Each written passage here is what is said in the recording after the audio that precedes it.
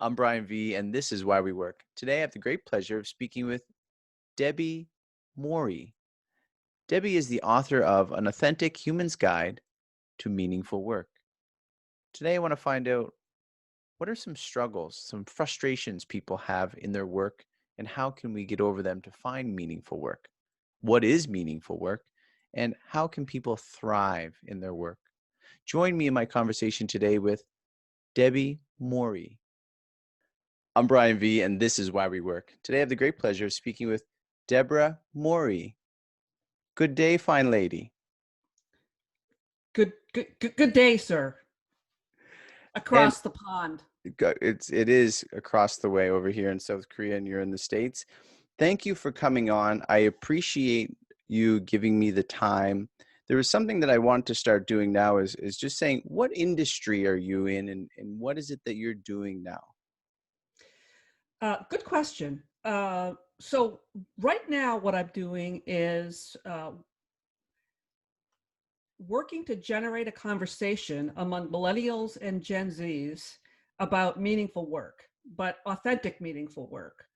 Because I talked to a lot of young people over the years, and what I heard from them was, I feel like a number at work. I took a job. I liked the job itself, but the culture of the company was lame. And I felt like a number, like I didn't matter at all. And I need money and I need a job, but what can I don't know what to do. And I said, well, what questions do you ask during the interview process? And they said, to find out if the culture is good. And they'd say, I don't know, and stuff like that. So that's what I'm really doing. The book is there. I'm not really out to sell books. I'm really out to change the conversation about meaningful work for Gen Zs and millennials, because I think things have changed so much they get so much bad advice that, let's change the conversation.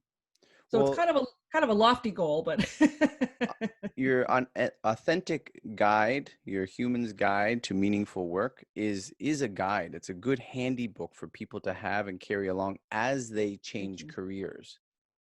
So while you're not touting it, I think it's good for people to grab hold of, and they can get that. And speaking of that, how nice and kind you are. And I know that by our few interactions. And one thing in particular is, of the 90 something interviews that I've done, you were the first person to send me something for free. And really. you sent me your book.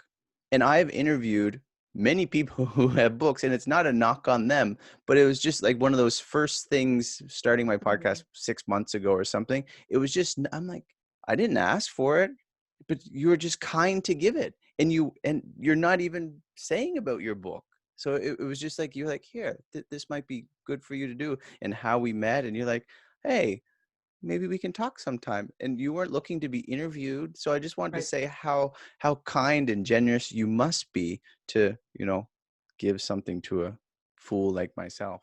Oh, well, you're very sweet to say that. And I am thrilled to be here. Anything I can do to help change the conversation is what I'm all about. So I see you doing something fun and cool, and doing your thing. And I want to. I always support that. Like people just doing what they can and figuring out how to do.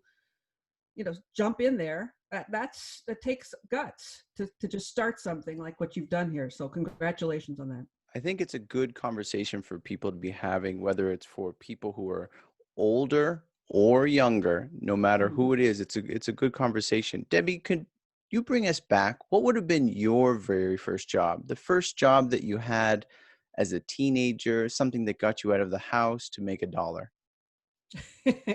Well, the one I talk about is I worked at this dry cleaning place for 2 weeks, and I was probably maybe 14 or 15, Mhm. and it was right near my house, and so I could walk over there, and it was so hard. It smelled so bad. I thought, how can anybody work here?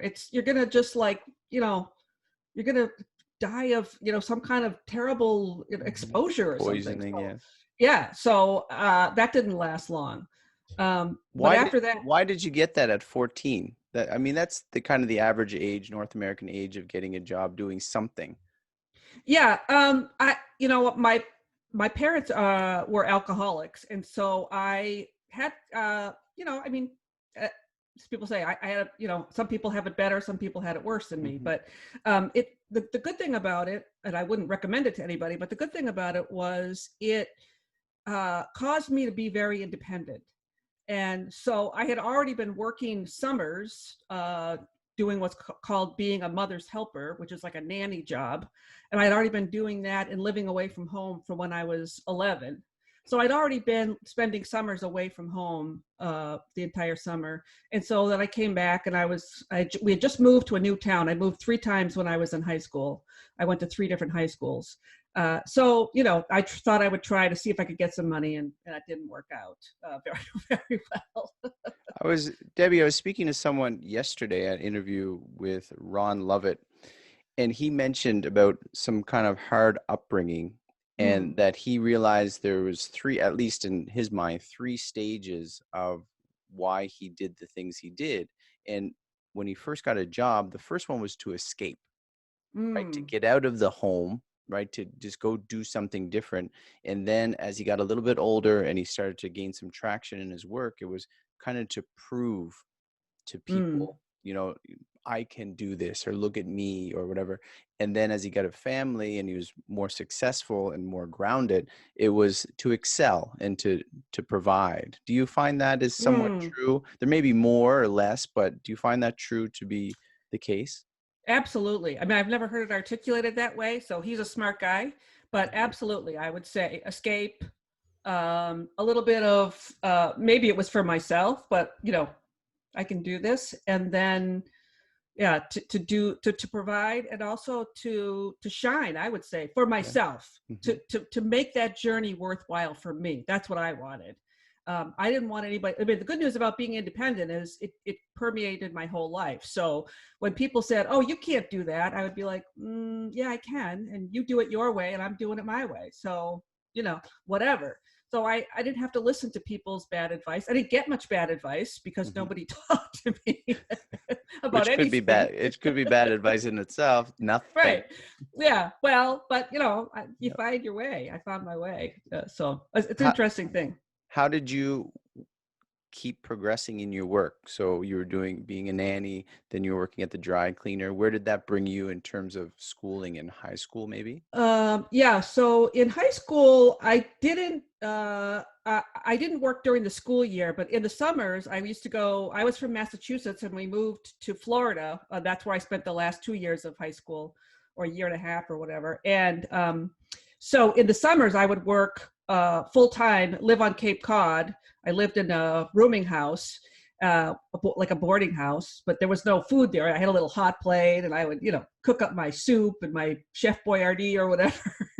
And I worked as a chambermaid. I worked at Dunkin' Donuts. I worked at a whole bunch of jobs like that to save money for during the school year. So, What were you saving for? just to have spending money Yeah. during the school year.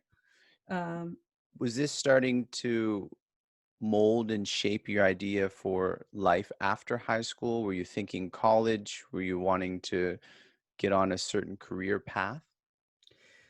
yeah, I always wanted to be a French teacher. I was so certain I was going to be a French teacher. You could not have knocked me off that pedestal with anything. I was bronzed into that position. And so I went to community college, and then I worked 3 jobs and I'd say $900. $900. I bought a $200 plane ticket on Air Icelandic to go to Europe and to fly back. And then I had $700, and I spent 4 months in Europe hitchhiking around and going around to a bunch of countries, and I improved my French quite a bit. And then I went to University of Massachusetts, and when I came back, I tried student teaching in my very last semester at school. And I loved the school. I loved the kids.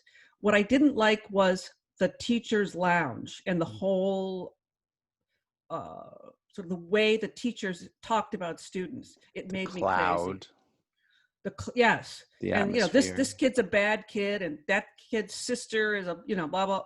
I was like, it wasn't for me. And Hmm. so now my whole dream of being a French teacher kind of went up in smoke. Went up in smoke. Well, knowing that you did actually go into teaching eventually, you were an associate teacher and all. Yes. So the idea of teaching didn't leave. Was it just specifically of that sort of school and the idea of maybe this is more second language or French sport sort of aspect of how teachers look at their students, or how did you differentiate between the two? Yeah, I mean, I didn't. I just said, I don't love French this much, Hmm. and what am I going to be when I grow up? The curriculum person? I mean, I don't know. In my sort of unsophisticated brain, I just said, this isn't going to work for me. And by the way, I was on the 7-year plan for college. Me So too. it took me a long time. And so I wasn't, 20 years old when I graduated. I was 25 or 26 years old. And I just said, I'm not going to do this. And in the meantime, I had worked at the university library. So that's how I got on my library career. Just going back a bit, because I am an ESL teacher, not a very good one, but is it that you found it was more of French specifically, that the teachers were, these were English speaking people that were nagging on, complaining about their students? What was the No, specific all the point? teachers. So you go into the teacher's lounge and Yep. there's the math teacher and the English teacher. And, maybe it was just at school. I don't know, Yep. but because I didn't pursue secondary education after that. But I just, it was just the atmosphere of it felt completely claustrophobic to me and not fun and not generous of spirit. Very much so. And I find that here too. So, but I thought maybe it's just a second language thing, but I think it's generally speaking a lot of those lounges. So where did your career path start to lean towards then? Yeah. So I had worked at the university library, which I Hmm. absolutely adored, because here you're in this gigantic university library, and all day long, all I could see was books, books, books, and more books, and I was in heaven. Particularly art books and all. I just fell in love with everything. So when I finished my undergrad degree, I said, okay, I think I'll stick around and work in the library for another year. And I lasted about maybe 6 months. And then I decided to go to library school because I saw that it was a 1-year master's degree. It wasn't that expensive. And I could get a master's degree, which is a good box to check for people. What was your And undergrad? French and German. French and German. Yeah. So it was wonderful. I liked library school. It took me a couple of years to get through because I went part-time, but I know it sounds funny. People say, well, you don't seem like a librarian. People should always say, you don't seem like a librarian. I'm like, well, this is what a librarian looks like. So get over yourself. It's like, just stop with your stereotypes I and move love along. librarians. I mean, I think movies kind of don't do librarians justice. Thank you. Right. I've come across a lot of librarians that were just the best of people and most willing to help. I mean, one, if they had any edge about them, I would understand because they had to deal with idiots like me. Oh, where do I find this book? Right? So, but always great. Now that you say that, I was thinking of my undergrad where I went to school, and they were just so willing to help. And I'm sure, they have a whole story to tell. They're more than just what is perceived as being a librarian. Yeah, I mean, as a rule, they're very curious, intelligent people. So they're fun to be around for me because I like that. I like that kind of brainiac kind of people. While I don't feel smart, I like the interaction that I have with them, and Mhm. generally they're pretty lighthearted and pretty fun. So I felt fortunate, and I could afford to go to that master's program. I could afford to pay for it myself. So that was the other thing. So where did this take you after you finished your master's degree? So I actually got engaged and moved from where I was living to Rochester, New York. And I got engaged to my ex-husband and my kid's dad. And I started just doing whatever I could to earn money there. And I had a job interview at a big Fortune 25 company called Eastman Kodak Company. If anybody knows about Rochester, that's the big film company. And I had an interview there they were creating a library. And I interviewed for the job, and it took about 6 months, but the job finally came around. And so that's where I went. I went to work at this, setting up this library and this big division of consultants for Eastman Kodak Company. And I went from like, it's like being from, Hooterville or someplace in the boonies to, being dropped into the middle of New York City. I mean, now it's, this is the big time. The big boys are playing here. There's very few women managers. I'm a manager. I have a staff of 4. And I'm just some kid, and they're like, they don't know what to do with me. But Kodak, until that time, wasn't really hiring what they call experienced hires. They would hire people right out of school. So you have an undergrad, whatever it was, industrial engineer, whatever it was, and they'd bring them along the Kodak way. And so they started, when I went there, they started doing what they called hiring people who had experience. And for them, it was a culture shock because I wasn't going to listen to anybody talk nonsense to me. And I certainly I would follow the rules to a certain extent, but they really didn't know what to do with me. They were very like, oh, we hired her. And they wouldn't never fire somebody who was doing their job and doing a good job. And I think there might have been quotas then where they had to reach a certain number of female employees and managers. I remember one time when I was pregnant with Jenna, my daughter, I walked into a big meeting, 25 men. And my boss, who was running the meeting, said, oh, can we count Deb as 2 for equal opportunity? And everybody in the room started laughing. And I'm thinking, I took him aside later on. I said, you know what? That's not funny. No. That is not funny, buddy. And he was like, oh, I thought it was like, no, that wasn't funny. So I didn't take any, shit from anybody. But it was a wonderful opportunity because there were lots of jobs. There was lots of people to meet. There was great training. It's just that it was like Mad Men. That when I saw Mad Men on TV, I still to this day can't watch it because it was so much like where I worked. Yeah. With the book that you have now and thinking of your career path as you're going along, and even at this point in Kodak, did you have some of this wherewithal to know about your career and what would make you successful in carving out this way for yourself? Or was this all after the point looking back? I would say this one thing that I knew, and I don't know how I knew this, but I always wanted to have my own business. So the decisions I was making about what job I took next or what I was going to learn, I wanted to learn things that would help me start my own business. And so being a librarian, that gave me some managerial skills. So that was great. But I needed finance, I needed marketing, I needed a bunch of things. And I would say to people, I really want to have my own business. And people would say to me, what kind of business could you have? You're just a girl. What can you possibly do? And I'd be like, okay, well, you'll see. You do you, I'll do me.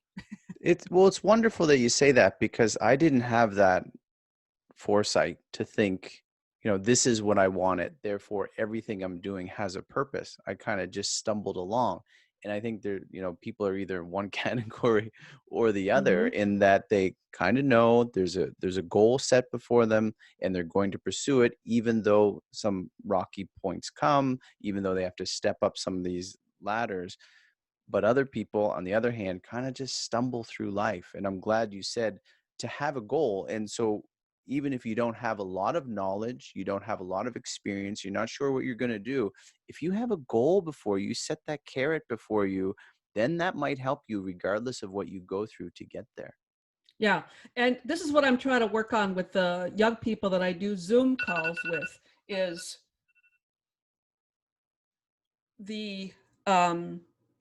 for them to think about entrepreneurship as a tool, not as an end in and of itself. So starting a business, that isn't the only way to build skills.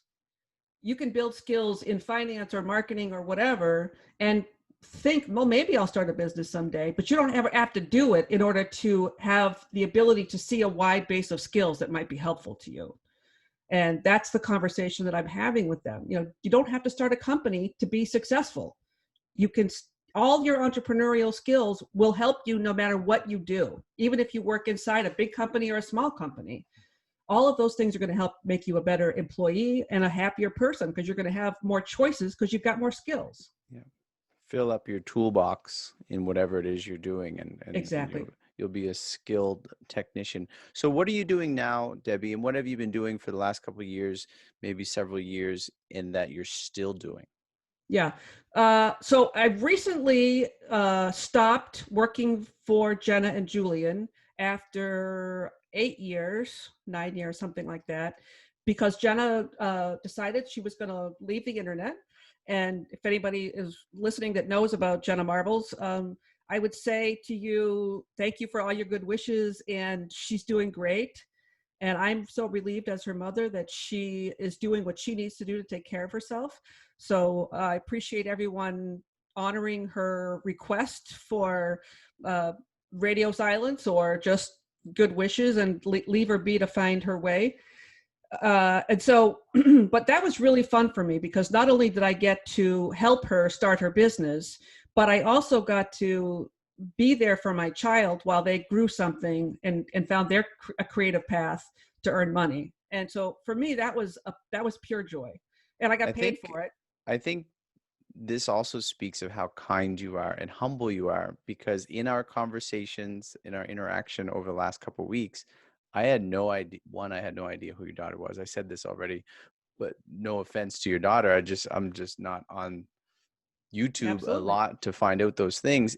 But you never mentioned it at all. And it wasn't until yesterday when I was checking out your LinkedIn, I said J Marbles. I'm like, what is J Marbles? You work for this company, it says on there. And so I checked J Marbles.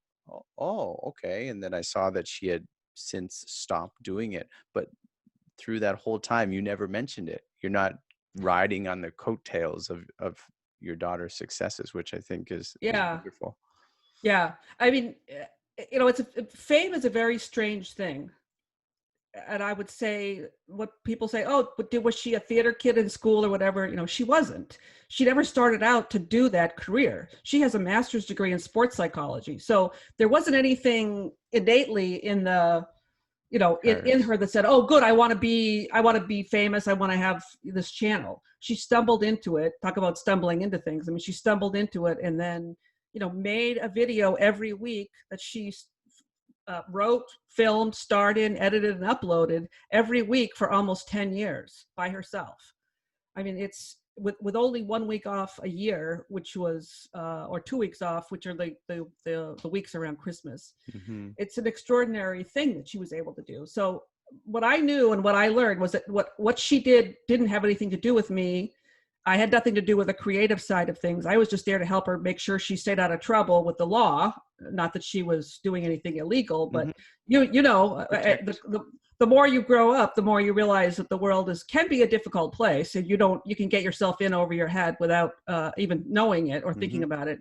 And that she collected the money that was owed her. I mean, I was pretty clear about what my job was. Yeah. So uh, I don't take any credit for, I mean, I had to raise her and she wasn't an easy kid, believe me, but I used to say, I'm going to give this one food, clothing, shelter, and love and get the hell out of her way. That's the way I raised that child. But so I appreciate your saying that, but what her success is or what she does or whatever, that's completely on her. And so I'm here to do my thing. I just So had a very, go ahead. I just had a very nice compliment from somebody who was on one of the Zoom calls that I do, and she's from, I forget where she's from. I've had people from Greece, Austria, Finland, Brazil, all over the world. These people are calling in and just having a chat about meaningful work and what it Mm-hmm. means to them. But she said, "Oh, your daughter helped me get through these first, my first years, and now I'm picking. You're like, you're picking up the gauntlet, and now I'm gonna help you. You're gonna help me get through these next years." And I was just so touched by that, because I thought, if I can be of service, that's why I'm here. I mean, I know not everybody feels that way, and that's completely fine. But for me, that's what I'm doing here, is to see how I can be of service to other people while I'm having a lot of fun, by the way, and eating ice So, cream. so for Mourey Consulting, are you still doing that as well, or is that No, part and no. parcel to J Marble? Yeah, yeah. I gave that up. I should have taken the stuff down. I finally did, but no, I loved being a consultant, and what I particularly liked was I loved being able to pick my own customers. Mm-hmm. So if Mm-hmm. there was a customer I didn't like, I would triple my day rate, or triple how much I charged. And, inevitably, I had women clients, but inevitably the person I didn't want to work for was a guy. I don't mean Mhm. to, that's just my Mhm. very limited experience. Mhm. And I would say, oh yeah, my day rate is, $6,000 a day or whatever, and he would be like, wow, you get that? And I'm like, yes, I do. And they pay it up front. And he would say, either okay, and off to the races we'd go. But I wanted to make sure that if they were going to work, if I was going to do work for them, I was going to make it worth my while, because I could tell right away they were going to be a pain in the in Yeah. the butt. So yeah. So since you stepped away from those two positions, what is it that you're doing now to stay busy in your work? Yeah. So really, the book is taking all my time right now. I'm just getting ready to do the audio book, because early on when I launched the book, people said, "Oh, I'm ADHD. I don't think I can sit and read the book." And I said, "Well, what if I made an audio book?" And they said, "Oh, great, that'd be great." So, of course, being a rookie at all these things, everything takes longer than one might think.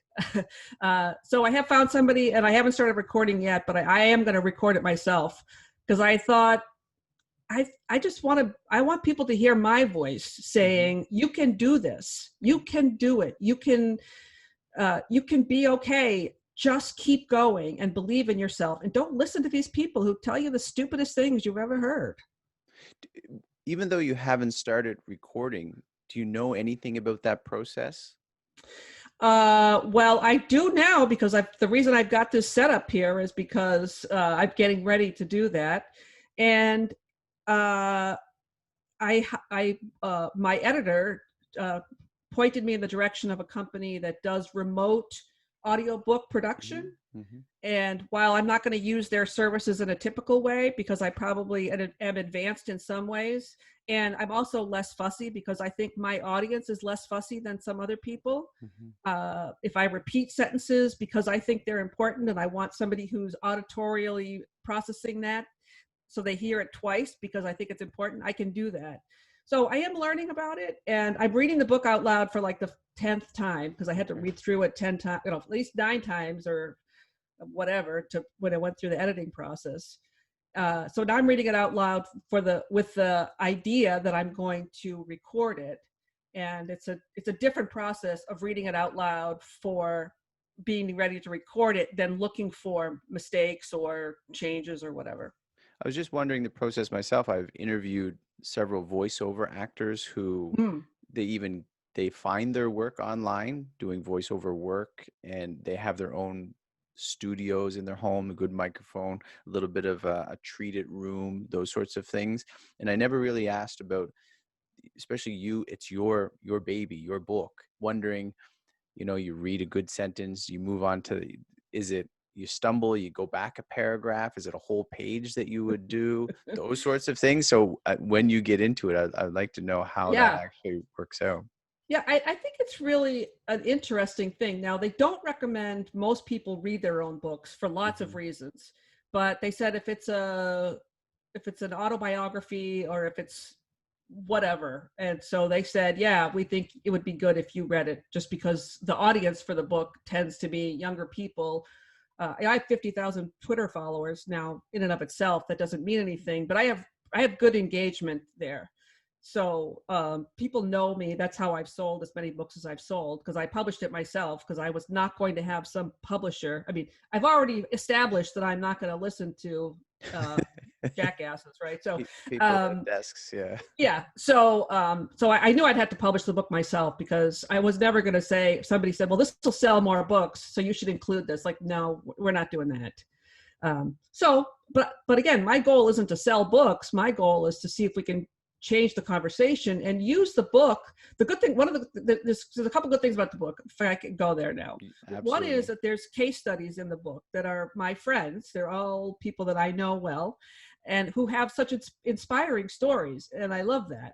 And so those case studies are really wonderful, because they're real people who really made decisions, and kind of what you were talking about, which is, how did they come to those when those crossroads came, how did they make that decision to go in that direction? And they're all in that age group, millennials and Gen Zs. then the other thing is at the end of each chapter, there's called a You Work It section where people Hmm. can actually work on their own way of thinking about things Yeah. and take, and it's hard to think, okay, what am I going to do when I don't know what my choices are? That's the way I came up with how to develop the exercises, because it helps you to get your mind out. But then I realized the missing piece is, how can we have a conversation among us, and not so much including me, but including these young people? How can they have conversations with their peers so they can support each other? Because that's what people need. I mean, you started this podcast. Did somebody say to you, hey, Brian, you ought to have a podcast? Absolutely not. Right. But somehow you found your way to do it. Yeah. So I think we could make it a little bit easier on people if we were encouraging and listening to each other, talk about, and stumble upon something. I just had a woman in one of the calls, and she was doing one thing. I don't remember offhand what it was. She's from Philadelphia. And she said, while she was working through the stuff, the exercises in the book, she said, oh, you know what? I've been monitoring and paying attention to VR equipment for about 8 years. And I loved it. I love doing it. And she has a podcast, and she's been doing this other thing. And she said, I'm going to abandon that because it's not going anywhere. And I'm going to start doing something different with this knowledge and enthusiasm that I have for VR technology, virtual reality technology. And I thought, she was so excited. She when she got on the call, she's like, oh, I was here last time, and now I'm like, oh, it's wonderful, right? Yeah. It's like so exciting because she's finding her way. And it doesn't have, I mean, it has it's sort of the Buddhist thing. It has everything to do with me and nothing to do with me. Mm-hmm. I don't take credit for that. She's the one who deserves the credit for it. But it's very exciting to bear witness to people finding their way through that dark alleys of trying to find meaningful work. Well, it's true. By me doing this as well, I've had several people ask me before and after the interview of how they could start a podcast because they have this idea. Wonderful. And if you could just be there to listen to what it is they're talking about, what their idea that's just starting to bud and to grow and to be an encouragement for people. It's no matter, because I find, talking about hard times, a lot of people don't have that at home. They don't have the people to talk to bounce Right. ideas off of. But there's lots of people, especially with the internet, right? Lots of people out there that are willing to listen, to offer feedback, or at least give some advice. But you even, I think it's in chapter 1 of good advice, bad intentions, or good intentions, bad advice, Yeah. bad advice, good intentions, is the idea that there's lots of information for us. We have to be the ones, and I like how you do you work at the application part of it to get people going and to give them some focus and to lead them in the right way, and they can do with it what they will. Exactly. That's the important part. Excuse me. And somebody said, oh, well, what should I do? And I'm like, you will know what to do. You have to know yourself, and then you will know what to do. Just trust yourself, believe in yourself. And if you don't, I will believe in you. So just keep going and you'll figure it out. I mean, look at where you found yourself, right? It's so fun to see you doing something so cool, and I said, wow, he lives in South Korea. I mean, that's amazing. And he's doing this work to support people as they look around for their journey. So I appreciate it. I really do, Brian. Thank you, Debbie. What made you pick up the pen, the proverbial pen, or start typing to start this book? I had another book that I had started. I've been a writer for many years, and I had another book that I started, and it was for teenagers on looking how on their journey. I don't know what made me write even that book, but I set that book aside. And then one of the things I've done throughout my career as a side gig, not paid, most of it, is to mentor people. I've been a mentor for men and women, and including almost all the people who have case studies in the book. And when I told them that I was thinking about writing a book, but I wasn't sure I really had anything to say, or did I have anything to say that would really matter to people, they were all laughing. Each one of them laughed and said, look, here we are. We've been on this journey for 8-9 years, however long I've known them. And, you helped me so much. And I said, oh, I mean, I know I have, but you know, Hmm. you've helped me too. I mean, Yeah. it's not being a good mentor. It's not a one-way street. Good point. So Yeah. it's people don't understand how rewarding it is to just listen to somebody. I mean, I don't give any advice, or I may say, well, this is what I think, but you need to take it or leave it because it may not be right for you. So mostly people just need somebody to listen to them and hear themselves say it out loud. So I've been a business coach for a long time. I did get paid for that work. And most business owners, they just need to say it out loud to somebody and have somebody who has some experience with business say, well, have you paid attention to cash flow lately? Or, you know, how are you getting new customers? I Hmm. think good mentorship is all about asking good questions, and as a teacher, I'm the same way. I used to teach grad school and I would be like, these people don't really want to sit here and listen to me blather on about blah, blah, blah, blah. I can set a course for learning. They will teach each other everything. And that's one of the things I'm finding on these Zoom calls is that people are from all over the world. We do have English as a common language, but they are teaching each other. I don't need to, I mean, I may, you know, throw in a story or whatever, but they're teaching each other Hmm. how and supporting each other in that journey. So to me, that's the most exciting thing because nobody needs a teacher to stand up there and blah, blah, blah, blah. It's like, ugh, who can take it? I can't take it. Yeah, that's why I like doing this too, is getting people who have various, and actually the same guy yesterday said this, there's two types of people in the world, people that aim up, and there's Mm. people who aim up, over, down, and around. And he said he's the latter, and I agree with him. I am as well, because with work, it doesn't matter who I'm speaking with, the garbage man or the CEO or whoever it is. Everyone has some insightful wisdom to impart to listeners, and I don't have to sit here and say, well, listen to me. It's not a one person podcast. Look how this is That's what you should right. do, A, B, and C. But listen to all these people with all these wonderful experiences, Yeah. and you can glean something from each and every one of them. Yeah, yeah. I came to one of the things. One of the chapters is about boss shopping, and you know, this is a concept that a lot of people. When I talked about it before I wrote the book, they're like, "I never heard of that before." And I said, "Well, I don't think I invented it, but I embraced it. Let's put it that way." Hmm. So my idea was, I'm not going to go look for a job. I'm going to go look for a person to work for that who I think is a good person to learn from. And they don't have to be my friend, probably better if they're not my friend. Uh, I can just go to work and whatever the job is less important than what I'm going to learn while I work with them. It, what I look for is their integrity, Mm. their respect for people, and then some knowledge base that I would like to be, you know, to have imparted to me in some way that is meaningful to them, because I will, you know, my brain will sift through it and do whatever. So I stopped looking, you know, for a job and started looking for a boss, and it paid off unbelievably well. And ending up with my last boss was my child. And I would say, not that we didn't tread carefully down that path, but you know, she was a wonderful boss. So I haven't had a bad boss, including myself. I was my own boss. You're your own boss, right? So if something goes wrong, I know where the buck stops. There's nobody else to blame. It's me. I did it. Whatever the decision was, I did it. So You've kind of touched upon this, but you just mentioned meaningful. So what is meaningful work? How do you define that for people? So it's such a broad and complex topic because it's yeah, individual, but how do you yeah. define it?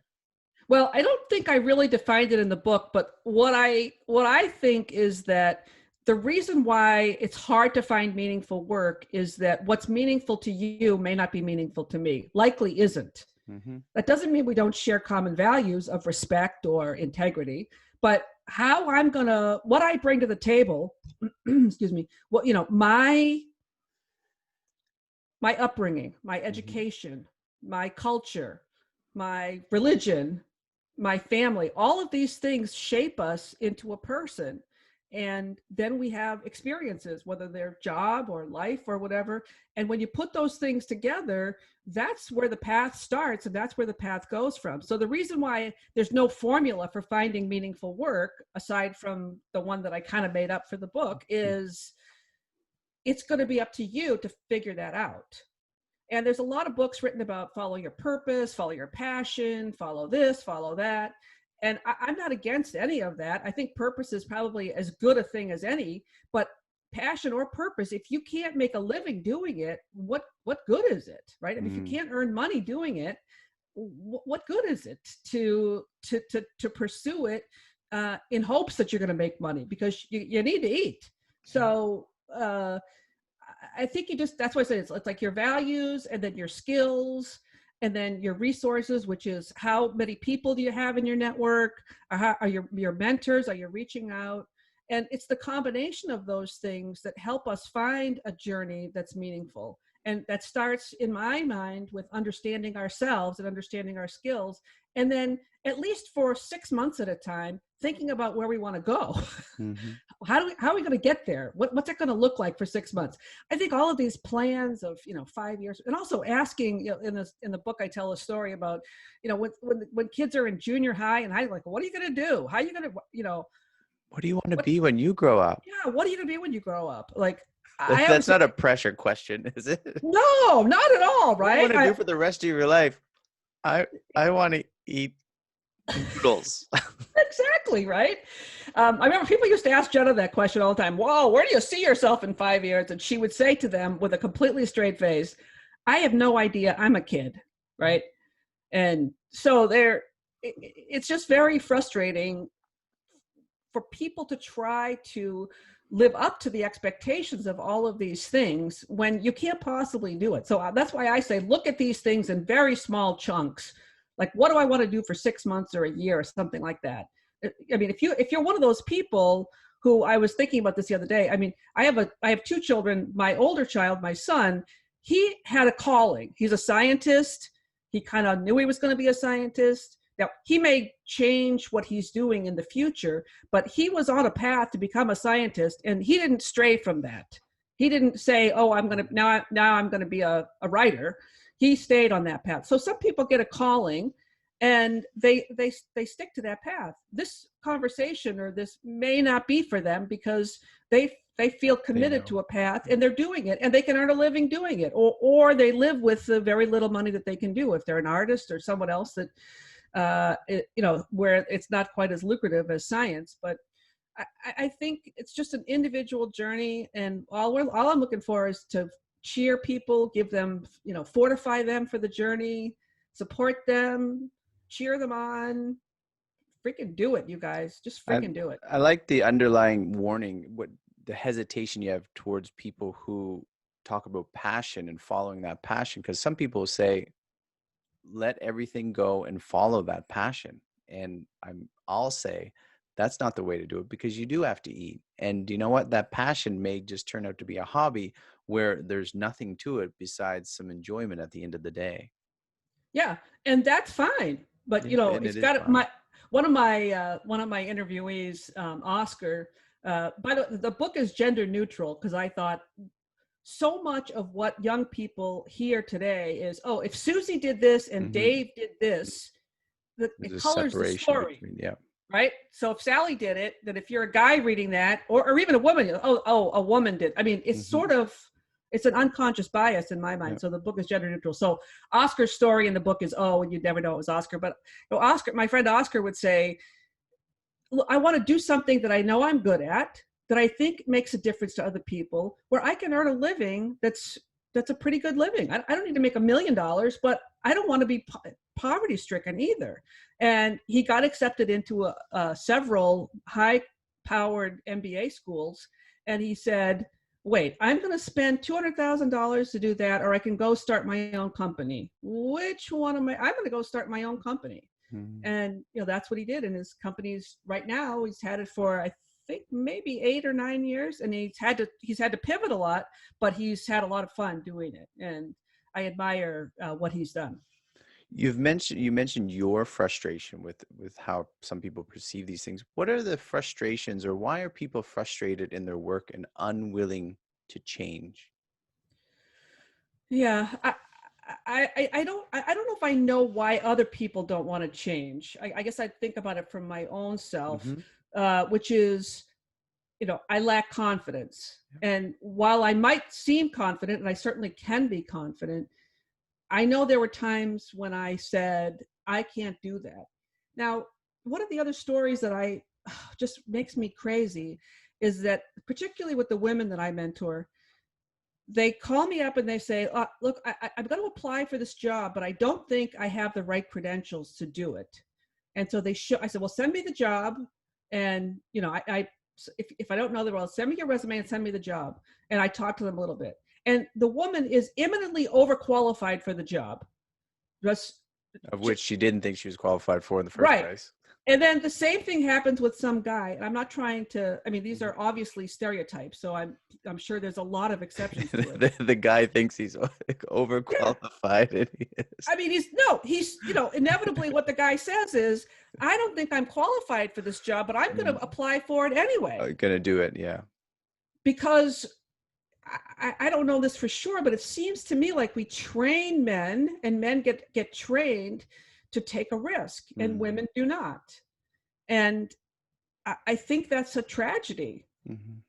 It's wonderful for men that they get trained to do that. Like, ask a girl out. Go ahead. Go. What do you got to lose? Go ahead, ask her. Well, I don't want to. But inevitably, a successful, and I don't mean that in business. I mean, a successful human being who's a guy is inevitably taken a lot of risks in his life, right? Just to get somebody to marry them, for instance, or whatever, right? So that's one of the things that I see, is that this lack of confidence, or this lack of knowledge about oneself, that says, hey, what does the data tell me? There's trust but verify. So what does the data tell me about myself? Another one of the people in the book, Vicky, she said, I'm not good with numbers. She wanted to apply for a job, but she said, I'm not good with numbers. And I said, Vicky, you just passed all of the financial exams to become a certified financial planner. What would tell you that you're not good with numbers? Mm-hmm. And so that's her self-talk, was, I'm not good with numbers. Mm-hmm. But maybe she doesn't love numbers, but she would apply for a job, but she said, I've never had a business. I'm like, honey, wait a minute. You had a financial planning business, and you ran that business for 2 years to grow your own business. It was like a fantastic experience for sales. She thought it was a failure. I said it was a magnificent success, because look what you learned about sales and running a business and all of that. So I always say, if in schools, if we celebrated our failures as much as we celebrate our successes, whatever the heck those are, we would be completely different people. So imagine just like the little kid who's 1 year old and falls down all the time, and everyone goes, yay, you tried to walk, yay, right? So if in school we said, oh, you're struggling with math, but you tried, yay, you did so good, right? Like, imagine how we would be different. So I think that's the big thing about confidence and risk profile. And that's why I say take really little risks. Just whatever your risk, whatever you feel comfortable with, but stretch yourself a little bit, but take that risk, run a little pilot program, see how that works for you. It's like a suit of clothes. Try it on, see how it feels. If it feels okay, then go a little bit farther. If it doesn't, then take it off and go in and get a different shirt and a different, dress or whatever. Just try something different, because there's an awful lot of things out there to try. Yeah. Just little crawl, a little step, you stumble, you fall, you get up, don't think of it any more complicated than that, because it's not. Exactly. But somehow we lose, as soon as we go to school, it's like, oh, that's not good enough. You mentioned successes. How would you give people advice for thriving where they are? Oh, I haven't, I'm sorry to be so in the book kind of. No, I'm getting it from the book. So you give it from the book. So the story in the book, which is Hannah, she works at a co-op grocery store, and she said she thought about changing jobs, and then she said to herself, I really love this place, and I love the people that come here. And I don't want to go somewhere else. I want to see what I can make of this job while I'm here. And she said that mental shift in her head made all the difference in the world. And she had shortly after that, she made a proposal to her the people at the store, and for a whole new position, a job that had never been before. And she pitched that job, and she said, what I always say is, let's try it. Let's try it for, a month or two or whatever. When I worked part-time, when my kids were small, I wanted to spend more time with them than they spent with a stranger. And people said, you can't be a manager and work part-time. I just said, well, watch me, So she said, I've created this job for myself. And so I think that first of all, a fundamental shift in how she looked at things. And then the other part was, what can I do here? And if you look around and there really isn't anything, you think no place for you to go. That's sort of how I was in the teacher's lounge. Like, what am I going to be when I grow up? And that wasn't a conscious thing on my part. I didn't have any idea where I wanted to go. I just felt in my heart. I did not know. I felt in my heart that it was not going to work for me. So try to see what happens when you're there. But this generation of younger people, they switch jobs all the time. And I said, there's nothing wrong with switching jobs, but if you're switching jobs without understanding why you went to that job and why you're going to a new job and what you hope to learn there, if you're not taking a few minutes to say, why am I leaving here? You can just end up job hopping in ways that are not really all that productive. You will learn something every place, but it can take a lot of energy. Would you say a lot of people don't have that proper mindset at first? Could be because they're looking at other friends, family with other jobs, and they're thinking that they have it so good. So then it makes this present job so much worse. Yeah, I can't speak for men. I can only speak for myself, but I see that with people. I call it comparing my insides to somebody else's outsides.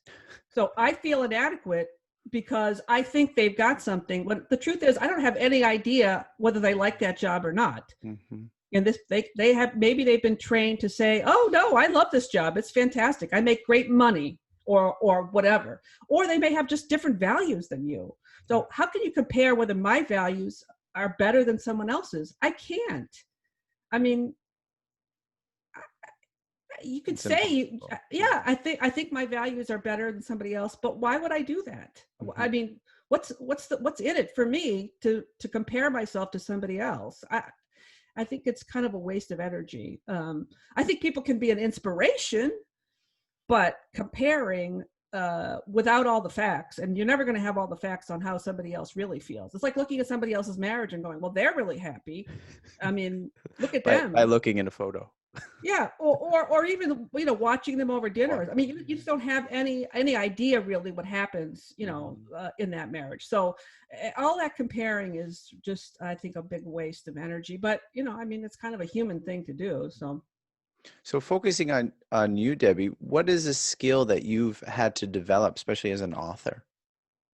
Oh gosh. So this is my first book, and I've written other things that have been published, but I've never written a book before. So I didn't get serious about writing this book until I hired an author. I hired an editor. Editor, yeah. Yes. And I didn't really understand what an editor would do. And I just trusted, maybe this was a bad idea. Seems like things are going okay, so I don't know. But I said, well, I'm going to start looking around for somebody who's an editor. I live in Oregon, so lived in the Pacific Northwest. And I didn't have to live near me. I just wanted to look for somebody who was independent and who I could support and who I thought would support me. And I stumbled on this editor. She was from Seattle. Now she lives in Portland.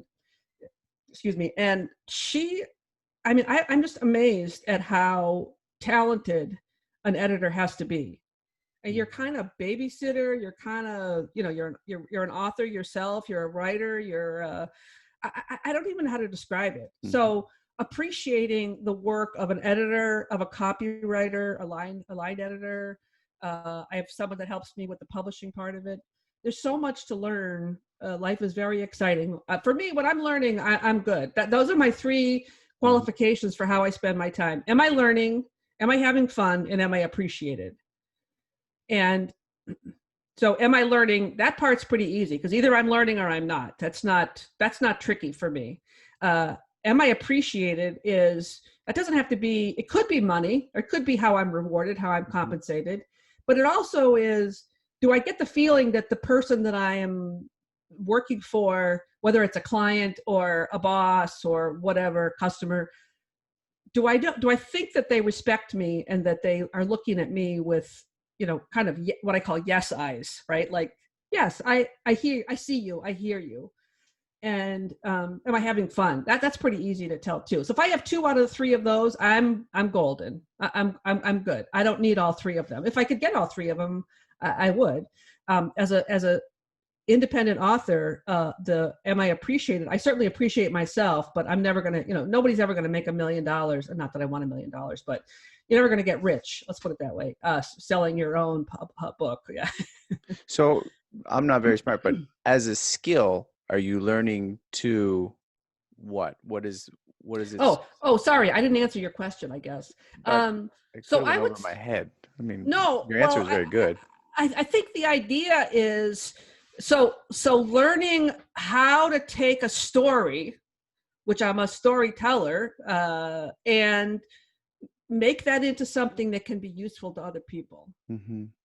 I would say that's probably one of the most important things. Would you say your editor helped you along that process as well in a nice, kind, patient way? Yes. 100%. Yes. And she told me in the beginning, she said, writing a book will transform your life. And I thought to myself, I don't think so. I think of an editor like a very scary, like, okay, here's my writing. Please don't hurt me when they have a big ball of red inks, a jar of red things. No. Yes! Ebenezer Scrooge. No. All right. Stabbing it. No. Well, that wouldn't have worked well with me. So I actually hired a woman. I could have hired a man. I get along well with men. I like their energy and all that. So it didn't have anything to do with that. It had to do with, first of all, on her website, how she talked about why she liked being an editor and the kinds of people that she brings along.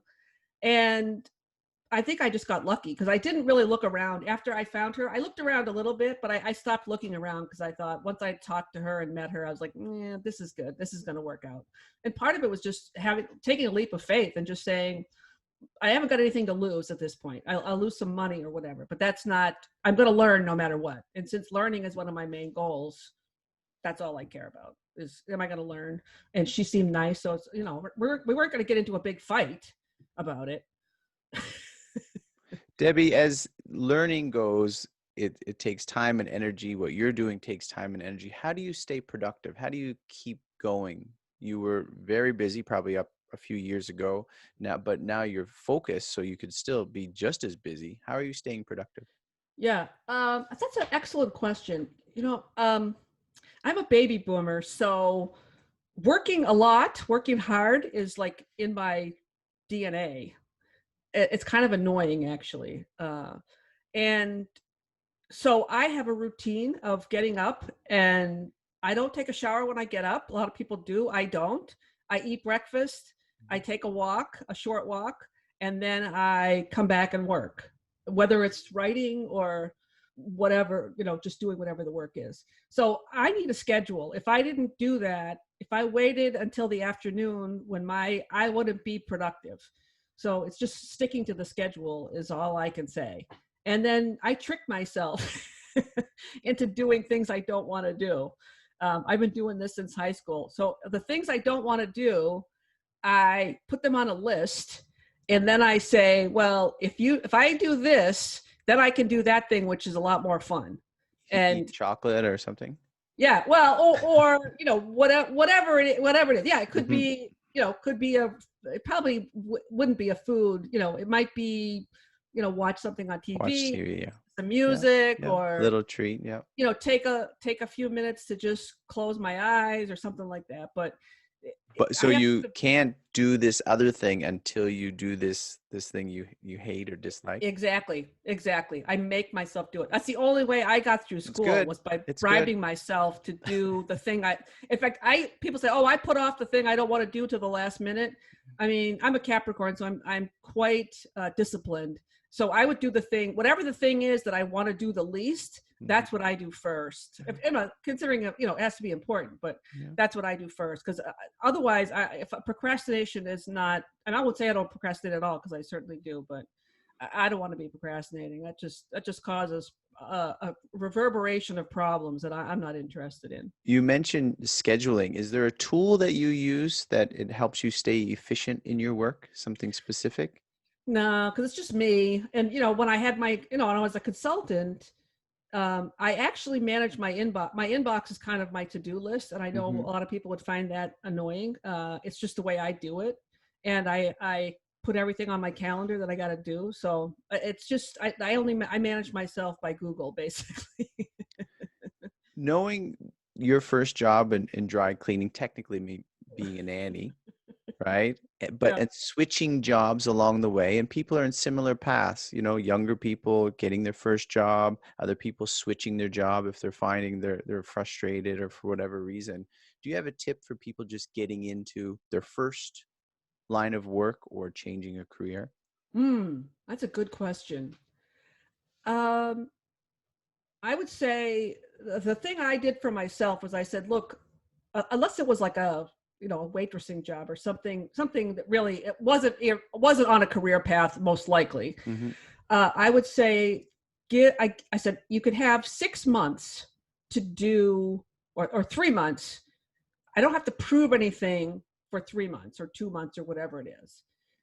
I think sometimes, especially when I was younger, I felt like I wanted to go in there and make my mark. I wanted Hmm. to tell people what I knew and how to do it and all of that.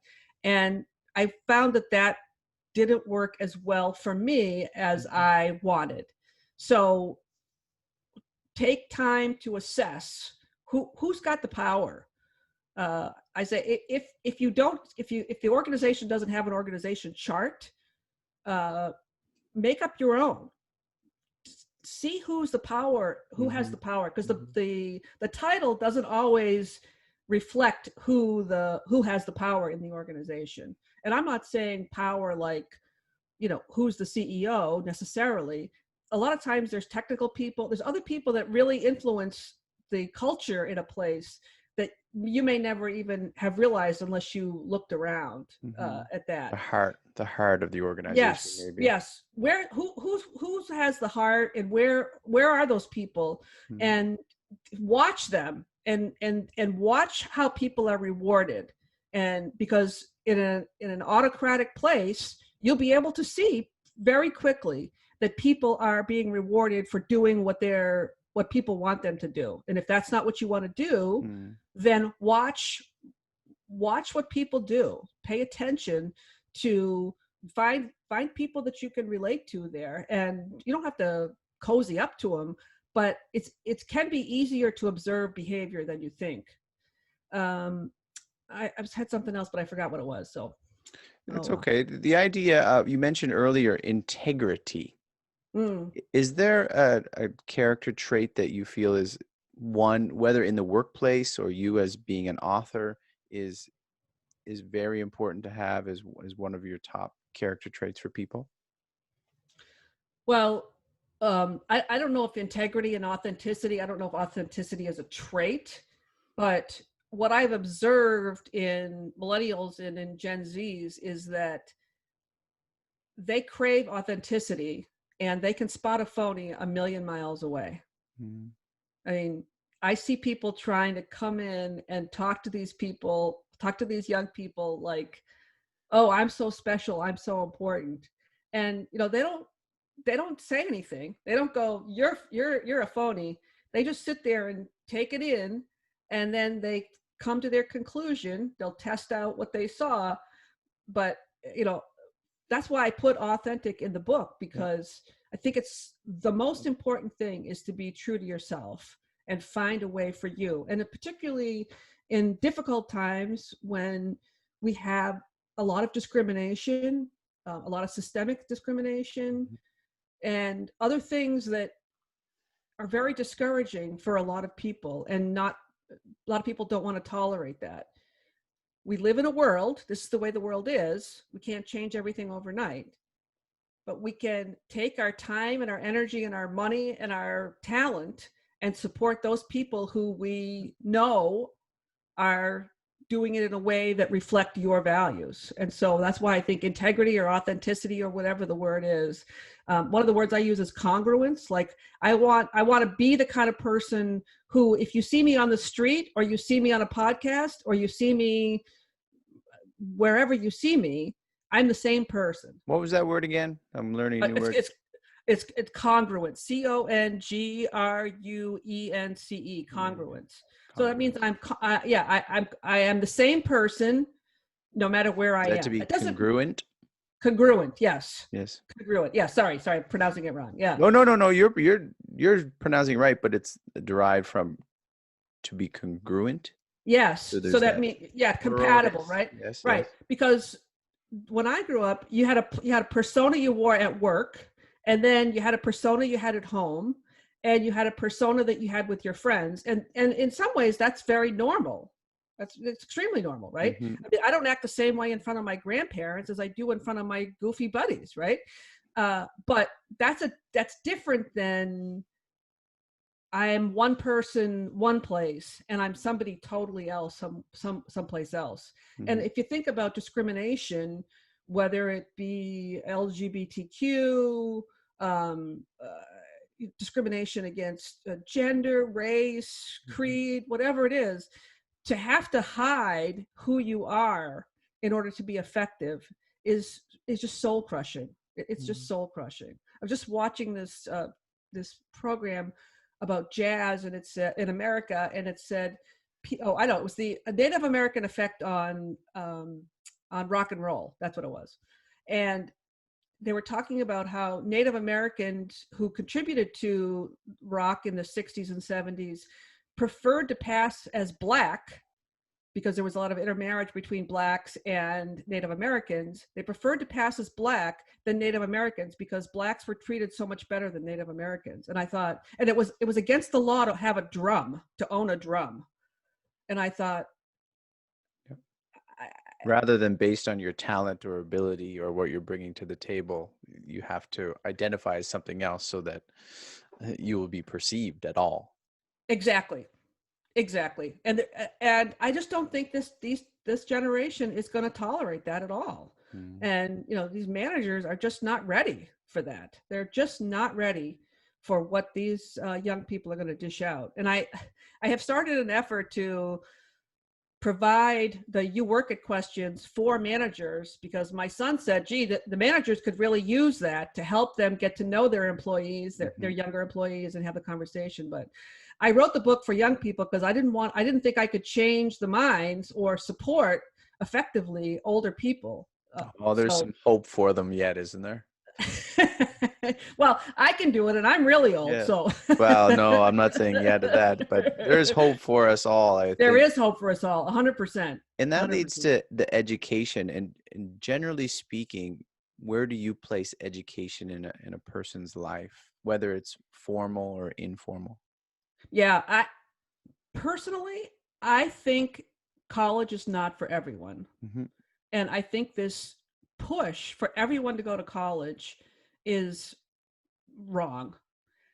That said, I think getting an education and going to college is a wonderful experience. It's a great thing. But is it worth $250,000 to go to college and then come out and not be able to find a job and then be in debt for the rest of your life or something? I mean, to me, it doesn't make any sense. And I don't know if blame is the right word. I think higher ed has not kept up with what good things can happen in the classroom. They have, given tenure to professors. It's a very, I'm going to talk, you're going to listen kind of an environment. And I think the pandemic has changed things so quickly in ways that I think it would have taken us another 20 years in academics to do it. So I think it's very important.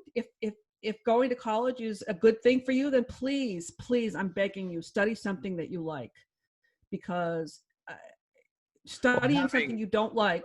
Having your book, do you have a plan to get it into the hands of high school students, for instance? If you can get your book there and people have a guide to help them figure out some of these things rather than, oh, I'm done high school, I better go to university, without any reasoning behind it. Yeah. Yeah, I don't have a plan to get it into high schools because it was really written for young professionals. That's who I Mhm. had in mind when Mhm. I wrote it. Mhm. Maybe my next book for teenagers, I'll take some of this and put it in with that other stuff. Yeah. I kind of have that in the back of my mind. But I do have one college here, Oregon State University, where they're looking at it, and we'll see. I mean, it talks about colleges in kind of a negative way, so I don't know if Here, that's have going to this. preclude me from. But the career guy, or whatever he is, Counselor. the career, the young man who runs the career center over there, he sent me an article doing what you just said. I reached out to him and he said, oh, here, let me give you something free. So he sent me this article that he wrote about how he thinks career centers have got to change radically Mhm. in order to accommodate what so he's somebody that gets it. So we'll see. I haven't pursued him because I don't want to start something else and get involved in the college part when I want to do the audiobook. But I think about him a lot and see, is there a way to start talking to people? Because even as freshmen or even sophomores, the whole idea of being able to think differently about what you're doing and how you're doing it I think is priceless. Mhm. And not anything against parents, because they're just doing the best they can do, but how can we change the conversation about what people do in school? And And I sometimes know people feel overwhelmed too, right? There's a exactly. lot of information and like, what do I do? What do I pick from? How do I know? And all of these sorts of things do. And then people have their own struggles and own uncertainties and their own problems at home. So add that into the pot. And it's understandable why people like us stumble along the way and not quite sure. But then in hindsight, we say, well, maybe you should try this way because this Right. would be a little bit easier for you. Right. Right. And that's where it goes back to knowing yourself. The Yeah. more you know yourself at this point, whatever point in time you're at, because now you have a family, you have children. I mean, you need different things now than you did when you were 18 or 20 or 21, probably, right? I mean, I looked at a career in a completely different way before I was married, before I had children. So it can change, and that's a beautiful thing. That's a good thing. But the more I know myself, the more I'm going to be able to ride that wave of changes versus, oh, now I got to go do this, or I got to work some job that I hate. That just breaks my heart to think of the potential, the human talent just going to waste at some job that somebody hates. It's to me, it's just soul crushing. Debbie, as you ride the wave, what is your overall goal? Maybe your overarching goal, maybe specifically for your book or your career? I would say, as I said, it's a kind of ridiculous thing to think I'm going to change the conversation about work, meaningful work for young people. But I said, well, that's really what I want to do. I mean, Mhm. that's what I'm dedicating myself to for the next whatever period of time. And as far as my career, my guess is that I will write another book. That would be my guess right now. But I don't know that for sure. One of my favorite things to do is to mentor. I work over at the college and then over at the what's called the accelerator, which is the business startup accelerator. Mhm. So I love working with people who are starting their businesses and listening to them and encouraging them. And so I would see doing that, continuing to do that, and looking for ways to do that more, probably post pandemic, because I'm a little bit limited now. I mean, we can do things over Zoom, but there's nothing like sitting face to face with somebody and having Mm. them say, "Oh, I love my business. I'm so excited," and then like, "Oh, yeah, I don't know." To me, it's just different. As you look towards the future, is there something that people may not understand about you that if they understood, they would have a better appreciation of the work that you're accomplishing? Wow, that's a very interesting question. Um, I would say that I mean I don't know this, but I'm a person who believes that I'm here. I'm here for a reason. I'm here to do something. I consider myself a spiritual being having a human experience. It's a good point And because, sorry, some people don't believe they have a purpose yeah, and it's miserable. yeah. I mean, it isn't my experience. So I don't know. I don't know if I would like that or not. I can't relate to it at all. Mhm. But um, my day, my week, my life is driven by being of service and finding a way to be happy, but share that with other people in a Mhm. way that is congruent to me. Like, I don't want to walk around Pollyanna like, everything's great. Mhm. But I don't want to contribute to the sucking sound of, oh, everything's terrible either. Mm. So I'm not here to rescue anybody, but I am here to contribute, I hope, to the conversation. And that's a kind of a spiritual responsibility and joy that is me. I don't know if that answers your question, but Well, it's obvious in the book that you've chosen because you're planting a seed that people read this. It helps them in their lives, right? You're giving to people so that they can succeed in whatever they choose to do, and you're not telling them do this. You're saying here's a guide for you that may help you find meaningful work, and that shows that you're selfless. yeah. I Well, mean, there's I hope obviously, well, there's obvious other benefits to it, but you didn't pick like, here's my story and listen to me how great I am. But here, based on my experience, here's some things that might help you along the way, and that right. shows. Right. And knowing that I had a lot of privilege too. I mean, I was born identifying as heterosexual, white, female. I mean, I had a lot of privilege that went along with my journey. So I consider myself fortunate. And what is that saying? To whom much is given, much is expected. Much is And required, so yeah. I live by that. I mean, I've been given a tremendous amount of a tremendous number of gifts, including good health and a brain that works at least part of the time.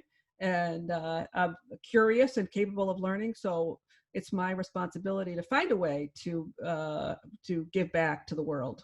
Debbie, I only have a couple questions left for you, but thinking of privilege, but the opposite of that, of adversity, is there any adversity that you have, not quite the opposite of that, but on a different vein, adversity, something that you have faced where it may have adversely, positively, or negatively affected your work, but thinking more of the listener and how you can encourage them in the adversity they face? I when I was getting divorced, I had a long, not good, not fun divorce. But when I was getting divorced, I worked for someone. He was actually I liked him very much. He was a great boss. And my without going into any details, my boss got summons to come to our divorce trial. And they served him at his house. I hope this goes well because I have to go to work the next day.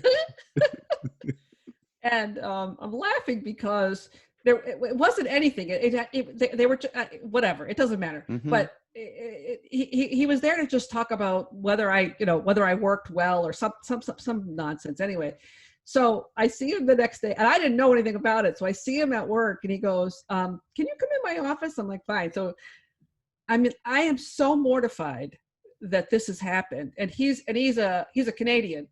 So need I say more? He No, you've said enough. Yeah, so he's a lovely guy. I know his wife.